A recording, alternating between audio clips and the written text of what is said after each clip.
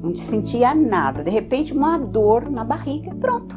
Foi detectado um tumor. Desesperada, liguei a rádio lá, não sei como, nem porquê, a rádio estava lá na Boa Nova e estava falando. O meu problema estava ali.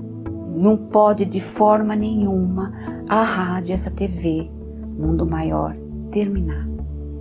De jeito nenhum. Temos Deus como pai e a doutrina como mãe.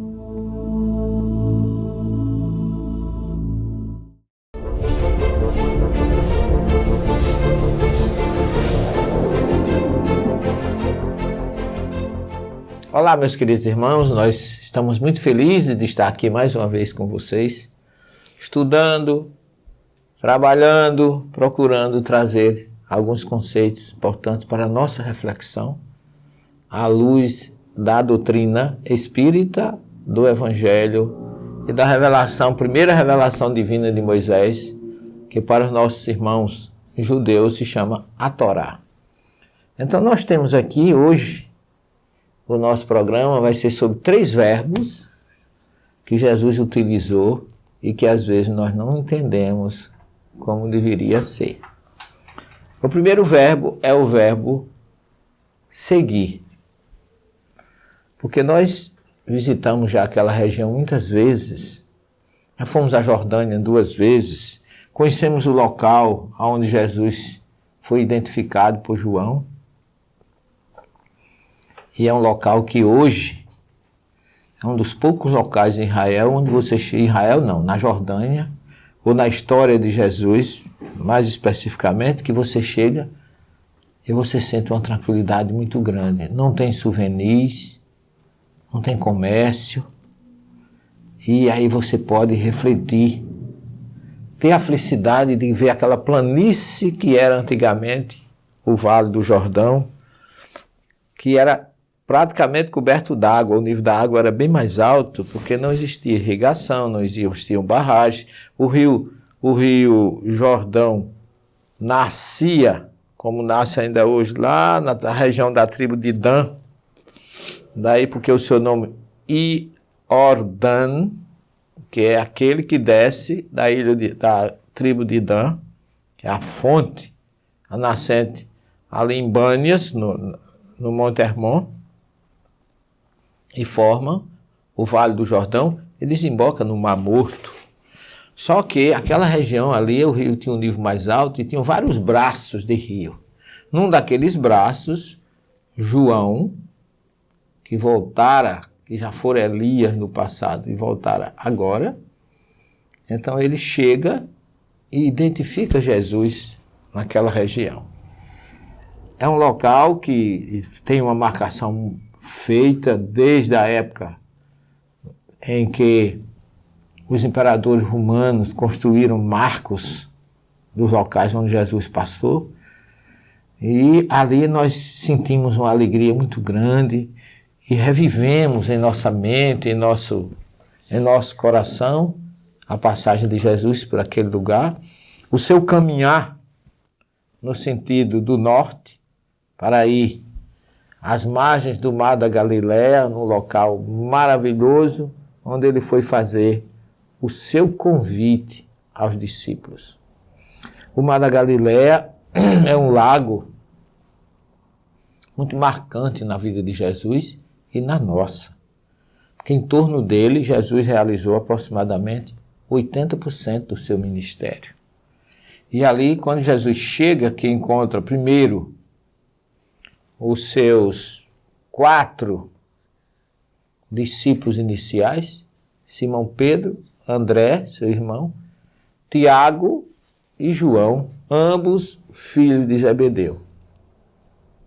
E Jesus, segundo Mateus 4, 19 e 20, se aproxima deles e faz o convite. O convite dele é um convite muito forte, porque ele diz assim: Lehu Aharai, que significa venham após mim, ou venham depois de mim, ou poderia ser sigam-me, observando o que eu faço e procurando fazer o que eu vou a partir de hoje ensinar a vocês. Esse é o significado desse verbo. Porque seguir Jesus não é simplesmente acompanhá-lo sem fazer nada, inerte, de braços cruzados. Não.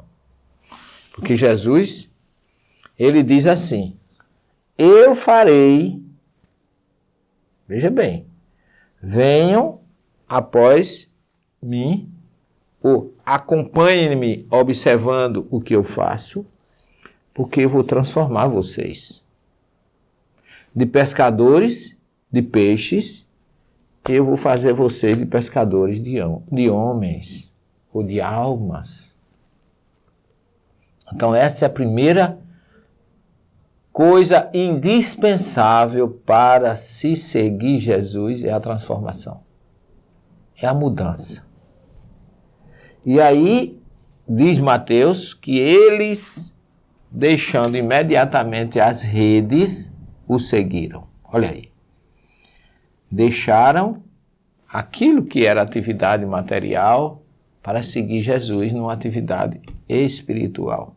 Então, meus queridos irmãos, para se seguir Jesus, são indispensáveis duas coisas: transformação e abandono do material. Seguir o espiritual. Então, seguir Jesus não é uma tarefa simples que significa apenas acompanhá-lo. Não.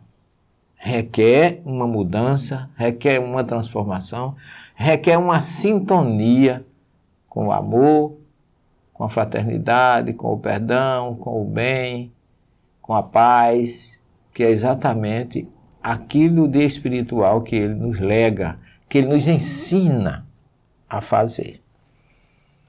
E em Mateus 8, 21 e 22, Jesus reforça esse convite. Porque segundo a história que está narrada nesses dois versículos, outro dos discípulos lhe disse: Senhor, permite-me ir primeiro enterrar meu pai. Ao que Jesus respondeu: vem após mim, segue, abandona o material. Eu quero que você se transforme e deixe essa obrigação de enterrar os mortos para os mortos. Deixe que os mortos enterrem seus mortos. Um morto vivo enterrando um morto morto. Esse é o significado desse versículo. Porque aquele discípulo não poderia dar atenção a um corpo morto em detrimento da vida imortal que Jesus oferecia a ele. Então é uma passagem do Evangelho de Mateus que nós podemos refletir e entender a importância e o significado dela. Em Mateus 16, 24, você vai colocar mais um convite de Jesus na mesmo tom, na mesma importância, quando ele diz assim: se alguém quer vir após mim, negue-se a si mesmo, tome seu fardo e venha. Todo mundo diz: tome sua cruz. A cruz ainda não era símbolo do cristianismo. Aqui só um detalhe. Quando isso aqui foi escrito, Jesus já tinha sido crucificado. Aí, em vez de colocarem fardo, ou as dificuldades da tua vida, ou os teus débitos do passado, se você quer vir após mim, traga todos os seus problemas que o envolvem, todos os seus fardos, todos os seus jugos, todas as suas cangas, todas as suas prisões do egoísmo, do orgulho, da inveja, traga tudo isso e venha para juntos nós mudarmos a sua vida. Então, a questão envolve muitas coisas, porque cruz não existia ainda como símbolo do cristianismo naquela época, que o primeiro símbolo é o pão e o peixe, em lembrança da multiplicação dos pães. Então, quando você lê Evangelho, quando você lê um livro, quando você for traduzir, a gente, para analisar um texto, tem que conhecer também a história, porque senão você acaba atropelando colocando coisa no lugar que não cabe. E aqui não caberia. Negue-se a si mesmo, tome sua cruz.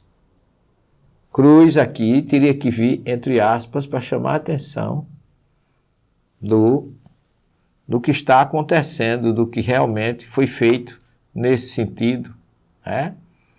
Para mostrar que cruz aqui está sendo algo que foi interposto posteriormente e que Mateus nunca colocou isso no seu evangelho. Esses são exemplos só para vocês refletirem da dificuldade que a gente tem de entender um texto bíblico, né?